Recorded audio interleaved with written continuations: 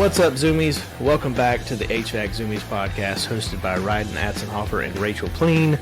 It's another sprint weekend, so we've got a lot of fun stuff coming up for us in Miami. But it looks like those lights are going out. And away we go. I always love that.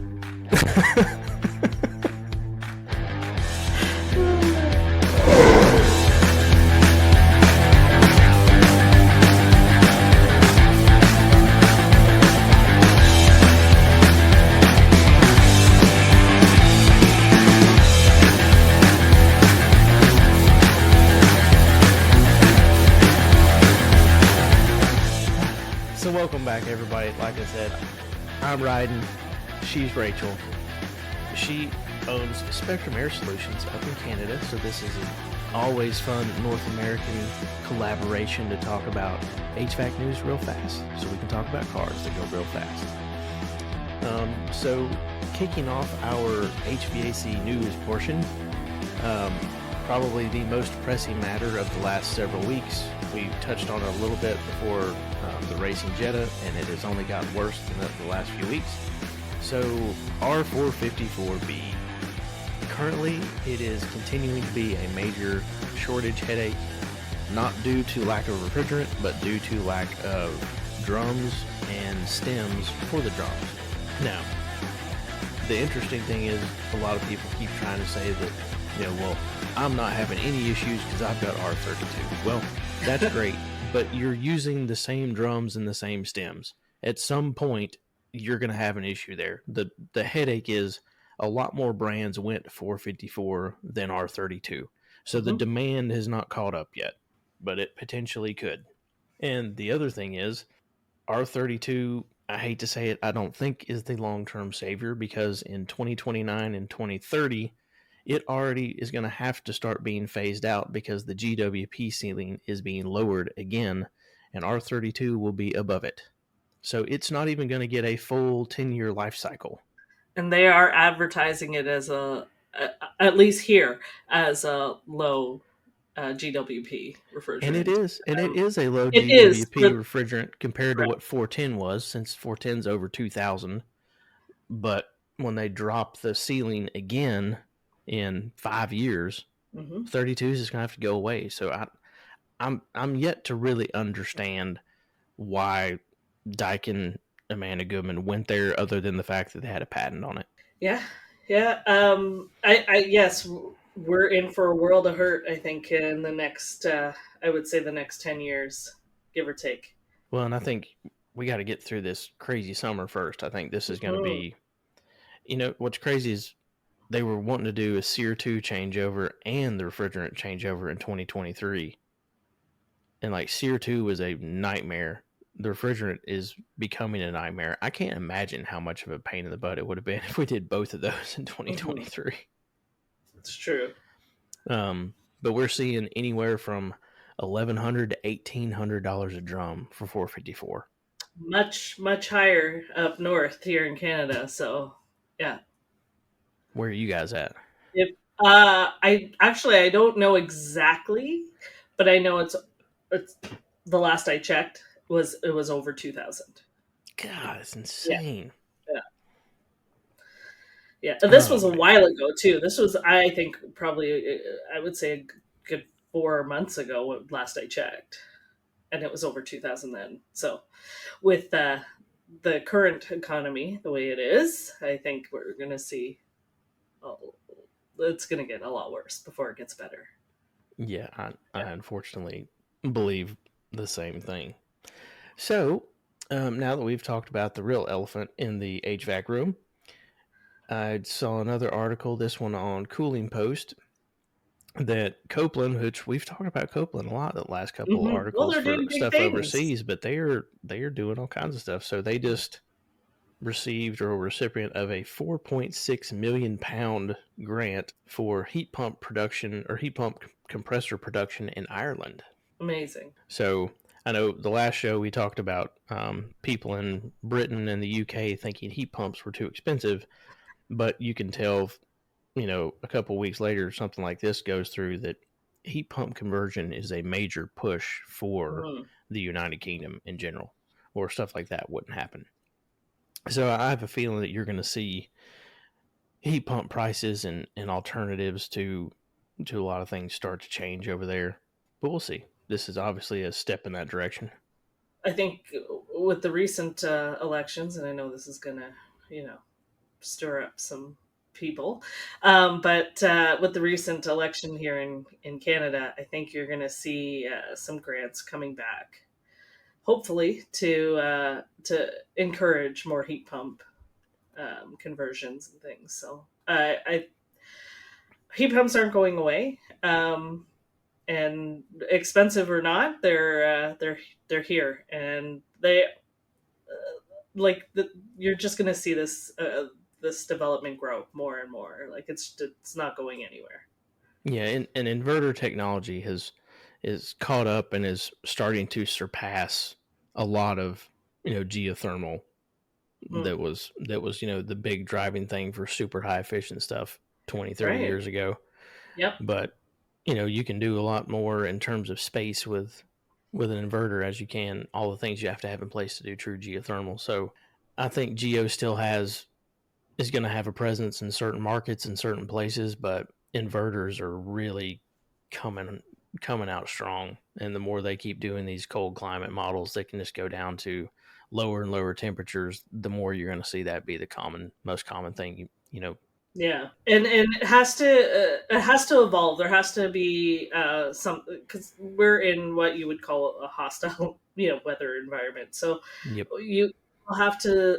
There's going to have to be some concessions made for that, and this is why putting funding into heat pump technology is good, because now we have more options available. And here, I mean, we still, when it comes down to it, we're still using a lot of natural gas. So with the development of heat pumps, like technology, I think we're going to be able to get away from that. Hopefully, let's see. No, I think so too. Yeah. You know, Rachel and I were talking before the show. We literally had 2 full shows before this show because we hadn't got to catch up in like 2 weeks. And I miss my buddy, but No. but we talked about things that you look 10 years back. You're like, man, if I had this then, what could I have done? I think 10 years from now, I'm curious how far heat pump technology will go over the next 10 years. I think we'll see all kinds of crazy things. So I'm very excited to kind of see where it goes. Hmm. And speaking of heat pumps and sports and cool things like that, we talk about F1 on here, but I'm also a massive football fan, and I'm talking real football where you actually use a ball that you kick with your feet. Um, Most of you people might know it as soccer, but I still call it football because that's what it is. I just saw that Thomas Müller from Bayern Munich has taken on the role of ambassador for Viessmann's heat pumps in the European market. So, I think it's cool to see, people from, somewhere like Bayern Munich or an upper level sports team, getting into supporting the HVAC industry. Yeah, I know he's Hmm. making a he's making a killing on it, I'm sure. But still, I like seeing heat pumps and HVAC getting involved with more things just because it spreads the wealth of what this industry does worldwide, not just here. Plus, that's talking about sports is a good segue to talk about the Saudi Arabian Grand Prix. Ooh, here we go.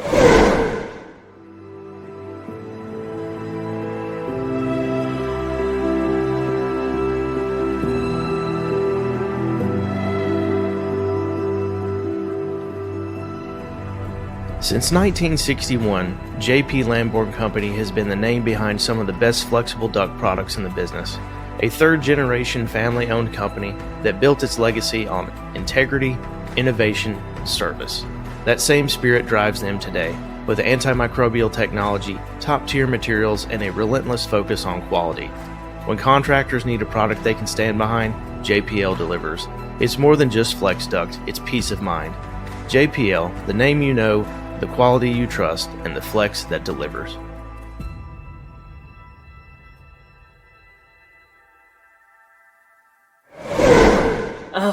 So yeah, What moves a real race. fast today. Yeah, that was good. That's crazy. I yeah, that was a Perfect segue. Awesome. I'll Well be here done. all week. So Jeddah predictions. Oh. So my 3 were Max gets a top 5, Oscar's gonna win, and we're guaranteed a safety car. Oh, you got all of those. So I think this is the first trifecta anybody has nailed yet. Oh, gosh. So you got everyone. I'll be taking those. Yep. Yeah. Now, Rachel's Jeddah predictions was a Lando win, Oh gosh. a Kimi top 5, or excuse me, a Kimi top 10, which she got, and guaranteed DNFs, which we got 2. Yes. Do I get 2 points for that? No. Oh, okay. All right. Well, because you said we were guaranteed to get more than 1. You said plural. Yes. Fine. Eventually, I'll get a scorecard together. For some reason, I can't seem to remember to do that. I do all this other shit, but I can't seem to remember to do that. Honestly, this is just fun being able to go through it week by week and just hum and haw about it. And usually it's me grunting and groaning about the bad predictions I've made. Well, and typically, what was our bold prediction that was most surprising to come true? Honestly, I wasn't really surprised by much in this race outside of, I think there's arguments on both sides of the turn 1 incident. Yes. Either way. Okay. Yeah. I think there's arguments either way. Mm-hmm. But, and also, post race seeing, Max literally was out of his car, just barely had his helmet off, and the FIA guys there like, you can't talk about blah, blah, blah. Yeah. I'm sorry. That pissed me off for the entire F1 community, not just for Max. Yeah. Maybe he was right, maybe he was wrong, but he should be allowed to talk about the frustration of an event 100%. He just lived without it potentially getting him a fine for speaking his mind. Exactly. That's insane. They can't censor the pit. They can't they can't censor it. That's just as that's even worse than saying you can't cuss on the radio. Bitch, I'm going 220 miles an hour. If I want to drop a word because I am frustrated or I'm trying to get a point across, I'm doing it because I'm saying you're not the one in there dealing with that. Yeah, like when the NFL took out dancing in the end zone. Yeah, like I love that. That's the best part. Yeah, don't take away my celebration. Exactly. And I'm sorry if my terminology is all off because I don't really watch football. Well, that's okay. We like football where you kick the ball around here. Sorry, everybody. Yes. We probably just lost every follower we had. Like, I know. Asshole.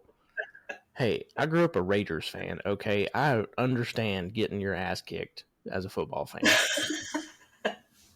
Yeah, you would get it. Yeah, I totally get it. But, I don't really feel like we had anything crazy do or not happen in our bold predictions. No, we did quite well. I feel like, most of our bold predictions by the end of lap, 1, we had it pretty knocked out. Yeah. Because we knew either Oscar or Max was going to win that race, regardless. For sure. Yeah. I really was looking forward to Yuki having another top 10, but he and Pierre Gasly had to get in a crash going around turn 4.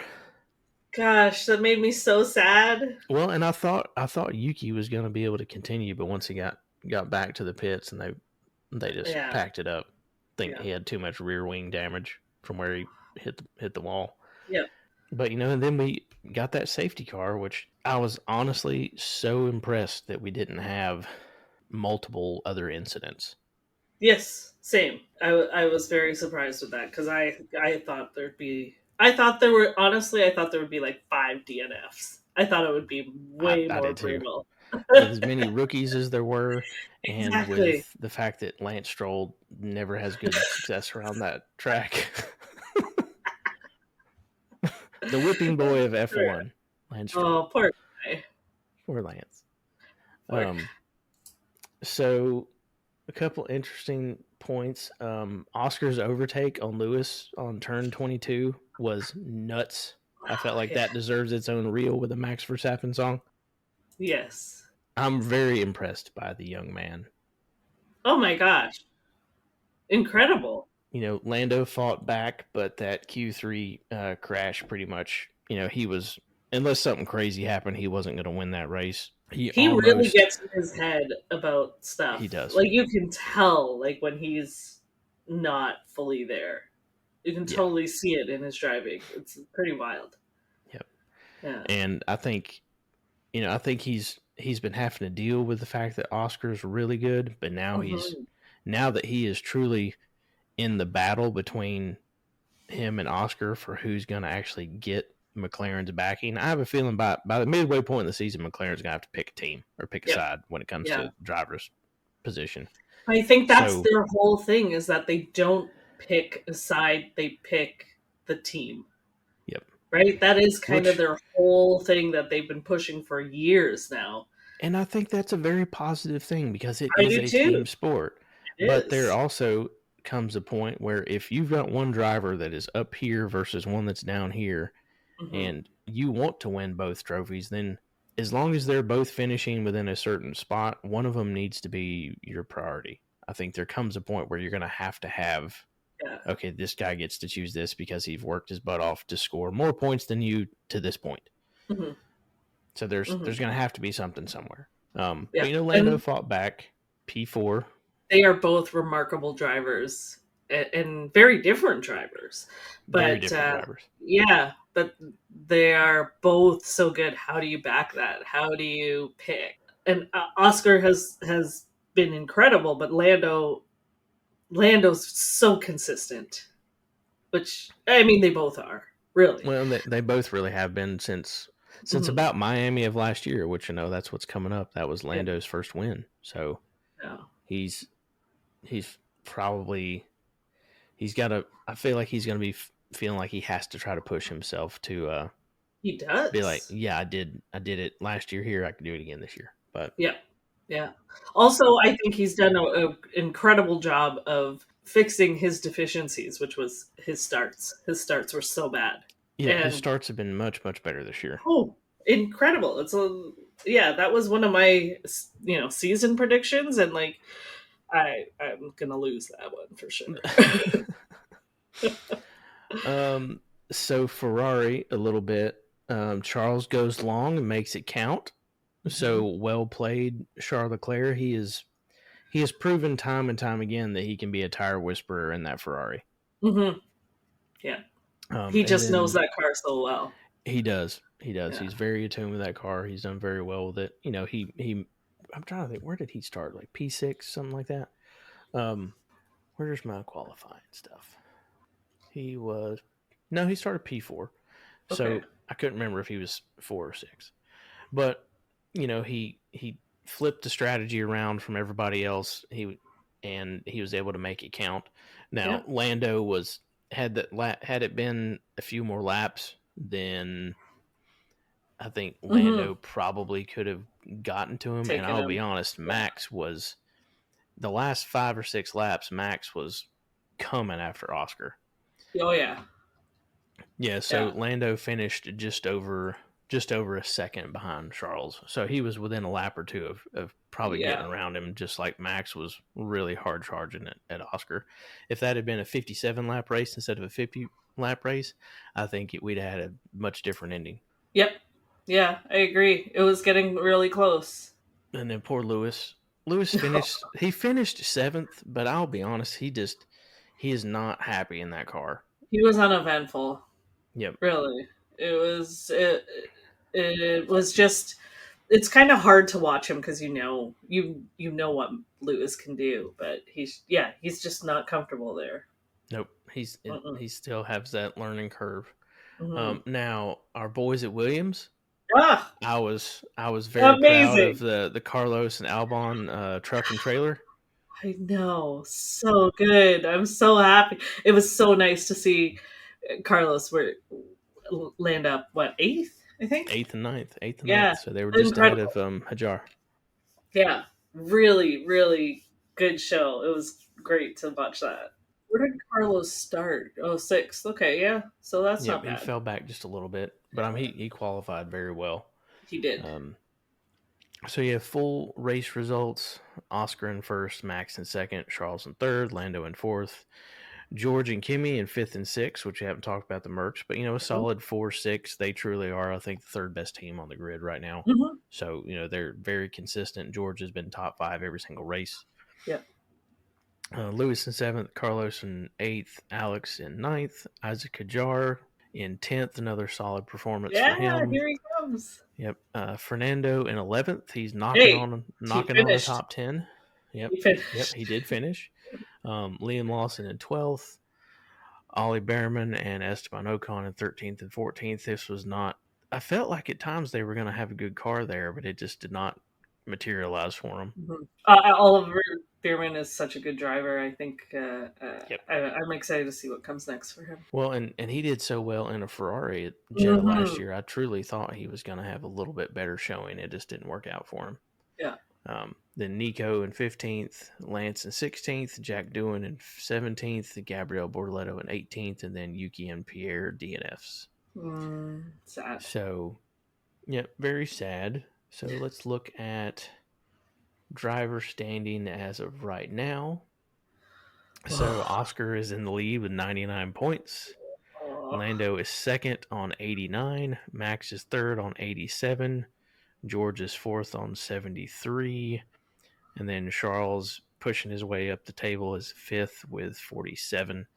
So, George, as long as George continues to be consistent, he's got an outside chance of being in at least a little bit of a driver's fight here. Yep.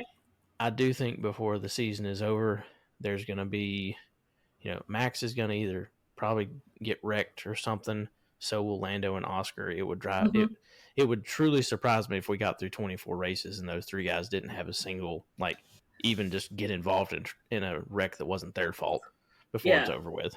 Yeah. Just because we have so many races this year, the probability is way higher that something's going to happen.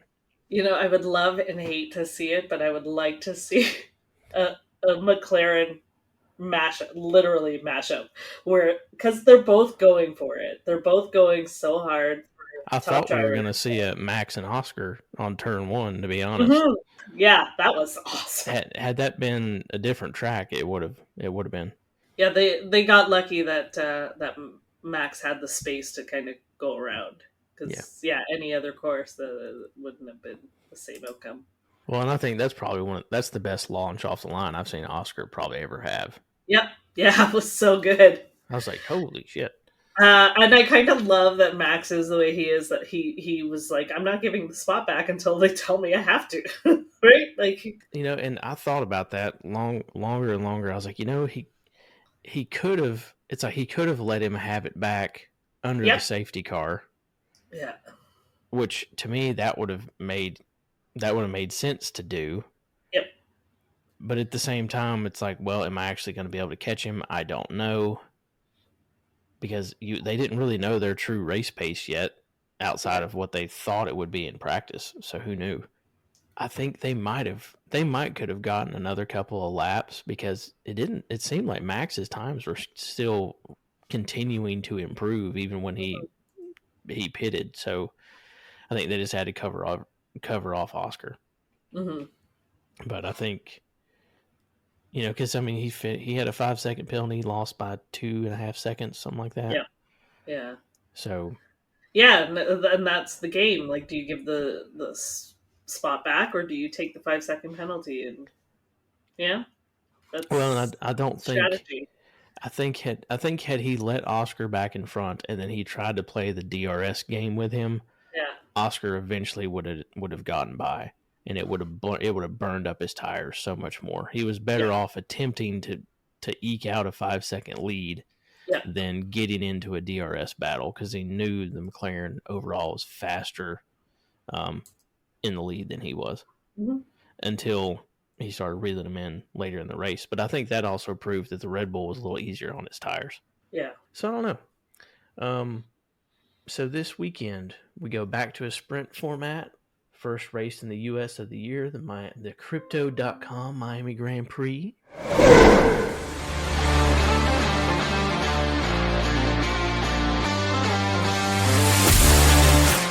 What's up, trade crew? You've heard the buzz. You've seen the press gang at every single AHR. Contractors across the country are ditching their torches for RLS press fittings, and they're not looking back. Why? Because RLS lets you finish faster, safer, and cleaner. From rooftops to mechanical rooms, crawl spaces, and attics, it's a press-and-go solution that's leak-tested, UL recognized, and proudly made in America. Make the switch to RLS and take the heat out of your installs, literally. RLS, rapid locking system, press forward and press on.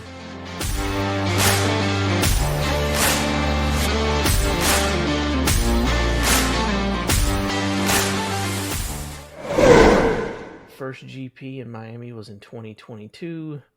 19-turn circuit, 57 laps, 3 DRS zones and straights. Max still currently holds the lap record of 1 minute and 29 seconds and change. Lando did take his maiden win here last year in 2024. Our boy Danny Rick, we thought was, I thought he was starting the greatest Red Bull comeback ever after he finished 4th in the sprint race last year, and then it just never materialized, to my sadness. Trying to be better about this in the discussion is, so the tires for this year. Mm-hmm. So last year they ran a C2, 3, and 4. This year they're running a C3, 4, and 5. So will these softer tire compounds in what is expected to be like 55 degrees Celsius heat, will it give us a chance for some two-stop strategies, which is what I'm hoping? I hope so. Because I think, that track where it's still new and these guys really don't all know it super well, it already bodes to all kinds of stuff shaking up the order.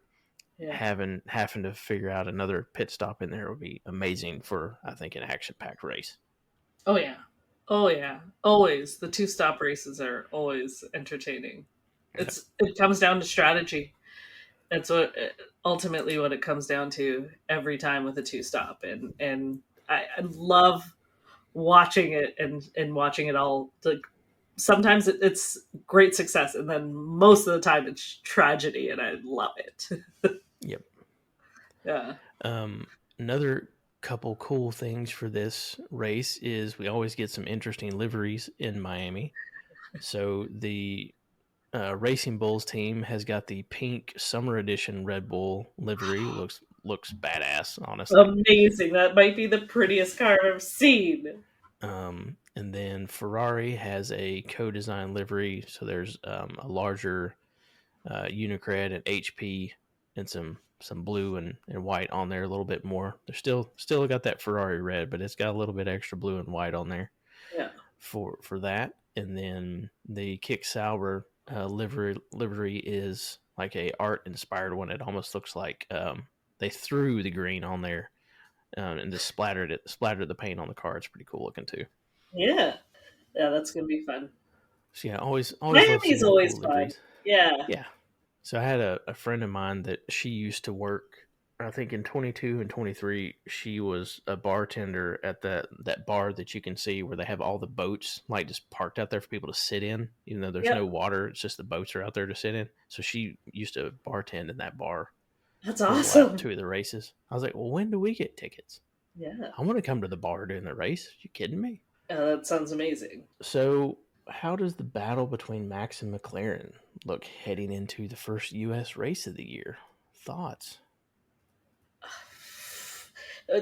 Max is unstoppable, but McLaren honestly just has the better car and 2 very good drivers. Like that's the thing, is that Max doesn't have the support.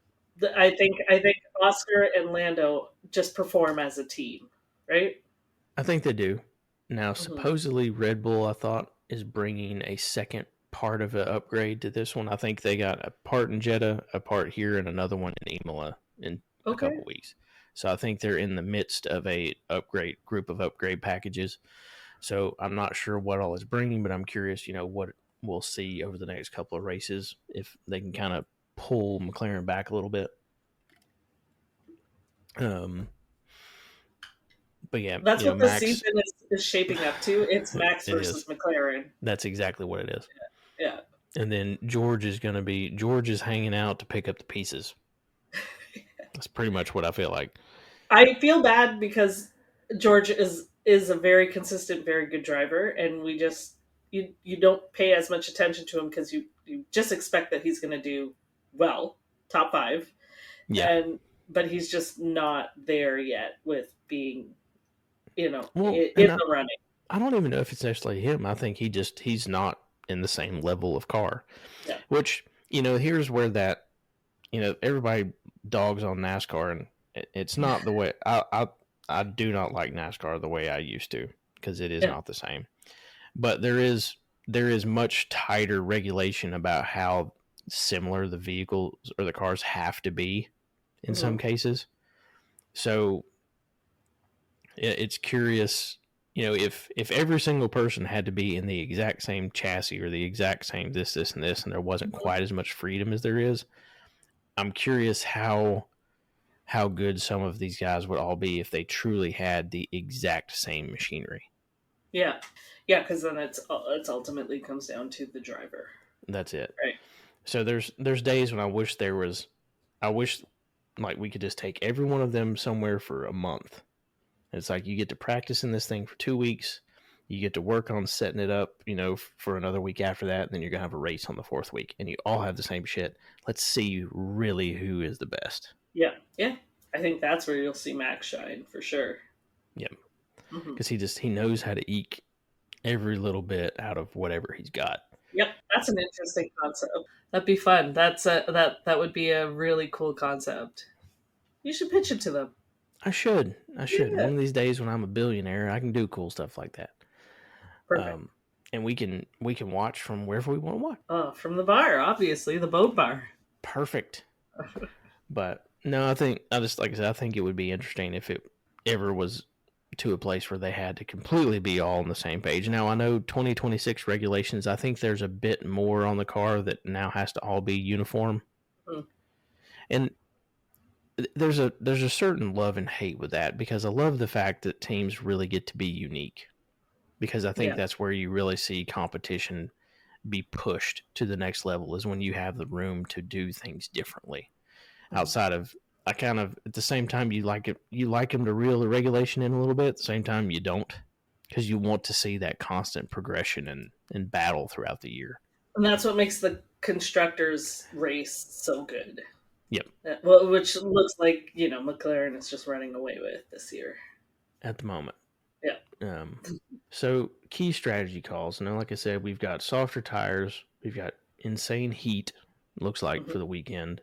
Thoughts on, think we'll see some 2 stops, or do you think somebody's going to try to just run long and get lucky with safety cars again? Oh, they can try, but it's that seems like a bad strategy to me. But yeah, I think you will see somebody try in the hardest tire, right? Like just it's probably try Charles. Yeah. He's like, it's worked out so far this year. Let's try it again. Yeah, but I think it's 100%. It's going to be a 2-stop. It has to be. Now, I did see they do have a fair bit of support races, so the track should rubber in really well. But I still think it's going to be, because they're going softer compounds. It would amaze me if they didn't end up with some 2 stops. Yeah. Which, now, the sprint race is 20 laps. I'm curious if there's a tire that can the hard tire make it 20 laps? I don't see the medium making it 20 laps in a sprint race. I think they're going to have to run the hard tire. Yeah. And without a stop. I wish they had to have a mandatory pit stop in freaking sprint races. That would be awesome. Yeah. Yeah. But, the sprint race will be interesting to see that strategy, right? Who do you think is under the most pressure to perform this week? I think all season it's going to be Yuki. I agree with that. Yeah. I think Yuki has so much more to lose at this stage. Which is unfair to him, because I think it's even more unfair than if he had been in the car from the beginning. It's like you kind of passed him over, and they were like, oh yeah, shouldn't have done that. Here's your car now. Yeah. But you immediately put him on the back foot when he was already knew he was going to be on the back foot. So I feel like he's had very positive progress in a couple of weeks. I'd like to see him get a good solid result, this weekend. I really hope he does in both races. I wonder too about how Liam's doing with all of that. He's he had a chance. It seems like he blew it, but I mean, not necessarily his fault. Like he was up against the odds, and like that's tough. That's a tough pill to swallow, being in the place he's at. But he's got a lot to prove. I think he's got a lot to prove. I also think this was a lesson he was going to have to learn, if that even makes sense. I feel like, if you're going to get knocked down, getting knocked down when he did is like one of the worst places you can get knocked down. So now we're going to really see what kind of character he's got, Mm-hmm. which in the long run, that in itself will prove a lot to Helmut and Christian. They truly at this point are going to see what the kid's made of. Yep. Because now he's having to literally pick himself up and dust himself off and figure it all out again. Mm-hmm. And we can't count out Hajar because he's up against him, and he is a very good driver. And he still has had, he had mostly the better on Yuki. He's still had the better on Liam since Liam dropped down. So Hajar is doing very well on that RB. So we'll see. Liam pulled him a little bit closer, having a 12th place finish in Jeddah. He had a decent race. I think he's still obviously got a lot more he can get out of that car.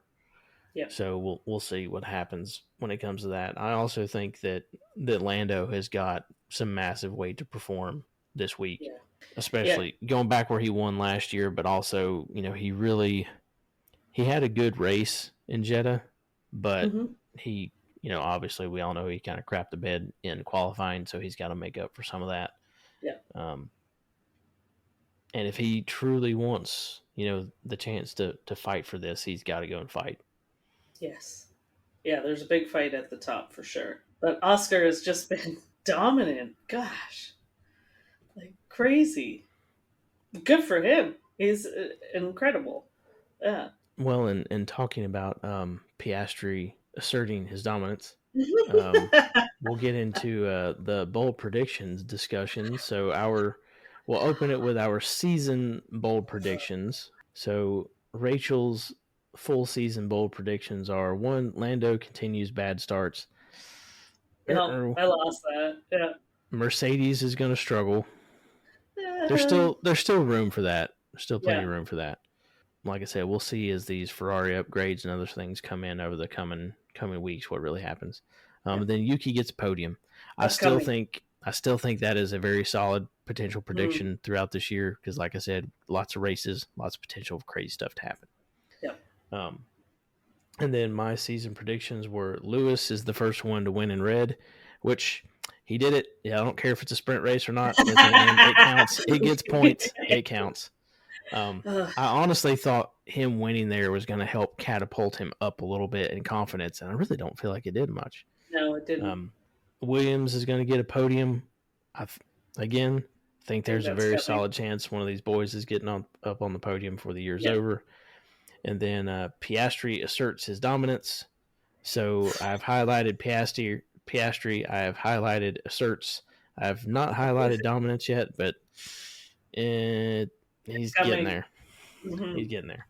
Mm-hmm. So now is the time every show where we got to put our money where our mouth is. So bold predictions for the Miami Grand Prix and sprint race.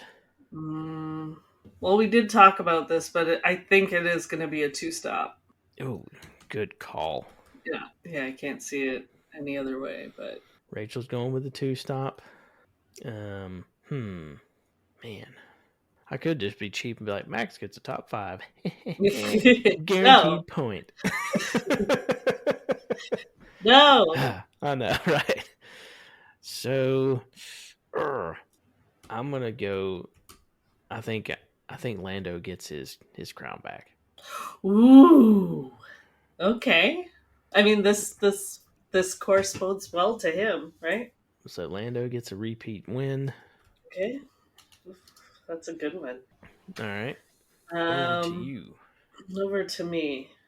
I would like to see both Williams in points. That's going to be a tough one, but given the track, I think we can see it happen. I think this will bode well to Williams, to their car. So well, and if they run the old truck and trailer again with 3 DRS zones, they've got a chance if they can get hooked up with each other further up the race, or further up the order later in the race, yeah, they definitely can. Yeah, so I would like to see both of them, which sets me up for possibly at least a half point. I think Charles is going to go long again. Okay. Gosh, if we don't have any incidents, I would like to see Yuki top 10. I want to see Yuki do well. He's my guy. I'm rooting for him. I'm right there with you. I want to see him stay top 10 for a while. I do. This one's going to be bold, but I have to do it. Do it. Fernando cracks the top 10. The potential is there. I want to see it. Yeah. Yeah, and I'd like to see what Newey's doing over there. I want to see, him. Well, he's not doing anything really with this car, though. He's focused on next year. Yeah. He's building them the rocket ship for 2026. Is that what's happening? He has no input on this year? I don't think he wants to touch it because it wasn't his car. And if he touches it, then it puts his name on it. And it is not the car he would have built. I'm just saying that. Yeah. So I can understand if he wanted to be a little hands off on that one, and he wants to focus on new regulations and trying to set the team up for much longer term success. Yeah. Oof. Fernando's got it in him. I know he does. Oh, of course he does. And he has the car. The car is good. I'm curious to see if Pierre can keep outperforming that Alpine. Oh, I know. Because the last couple of weeks he has really been getting more out of that car than I thought was possible. Yeah, he's making a run for it. I like that. I like to see, I've always thought. You want to see everybody in the grid. You want to see as many different teams in the top 10 as you can. Yeah. Yeah. So. That's true. Ooh, not bad. I like these. Well, yeah, so there you have it, folks. HVAC Zoomies, Miami Bold predictions. Tune in a week or so before we go back to Italy. I wish we were going to Italy. Before we go back to Italy for Imola. And that's always Zoomies a good out. race. Yeah, right. Zoomies out. We'll catch y'all later.